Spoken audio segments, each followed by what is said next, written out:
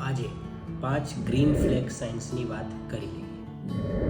Sign number 1, તમારું partner તમને ધ્યાન આપીને સાંભળે અને ઝઘડો થયો હોય છતાં પણ રિસ્પેક્ટફુલી તમને સમજવાનો પ્રયાસ કરે. સાઇન નંબર 2, તમારું પાર્ટનર તમારી સફળતા જોઈને ખુશ થાય અને તમને જીવનમાં આગળ વધવા માટે પ્રોત્સાહન આપે. સાઇન નંબર 3, કે પોતાની ભૂલ હોય ત્યારે એનો સ્વીકાર કરી લે અને એ ભૂલને સુધારવાની પૂરી કોશિશ કરે.